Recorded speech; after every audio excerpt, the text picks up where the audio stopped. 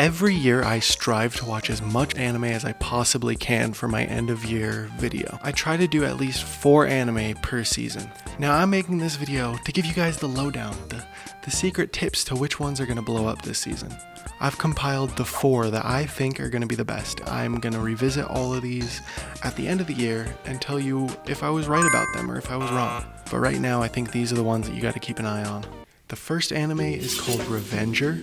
Watching the trailer, that shot of the guy shooting the bow, I felt like was enough to sell me on this.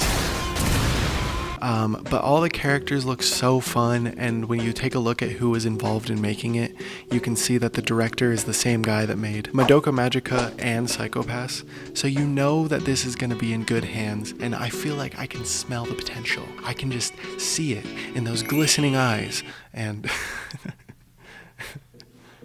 I don't fucking know what I'm talking about. I'm a little bit scared of the whole samurai aesthetic after the last one that I watched was Snow and Blood. If you don't know, I did not like that one. Go watch this video for that review. This anime has the worst pacing I have ever seen in any anime ever. But I think that this one will revitalize my love for old samurai stuff. The next one is called Sugar Apple Fairy Tale.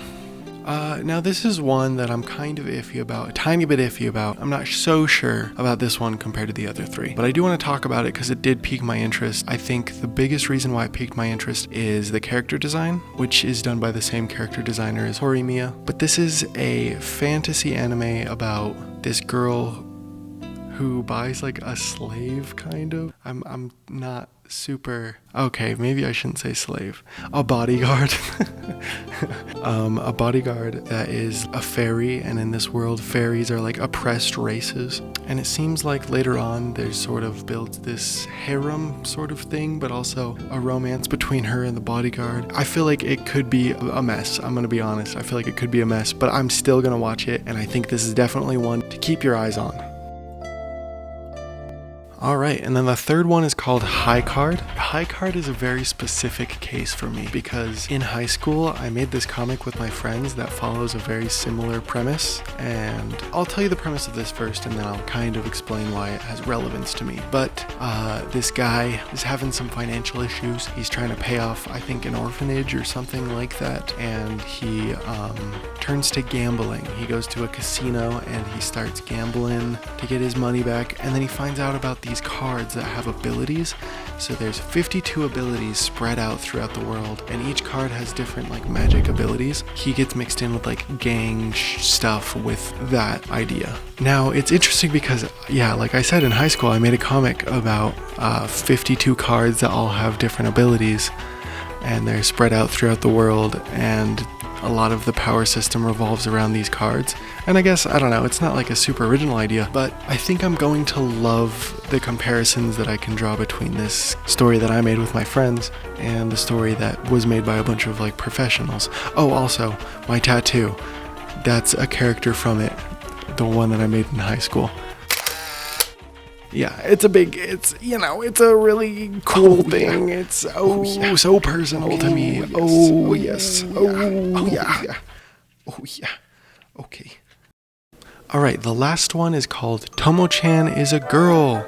Alright, this anime, I feel like could be a complete train wreck. I'm just gonna be honest, just right away. But this is definitely gonna be one that I'm gonna be watching.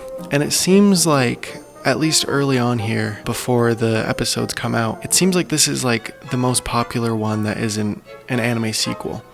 But it's a romance between this tomboy and her best friend. And her best friend is like super oblivious, like the typical, romance anime main character, but it's not the main character. It's all from the perspective of this girl, from what I understand. And I think that's going to be really interesting to see like a really dense main character through the lens of not being a main character. I don't know if this is just going to be turning it into one of those like waifu bait sort of anime, something like My Dress Up Darling or Nagatoro or something like that. I guess only time will tell, but I think it will be at least interesting to keep your eye on.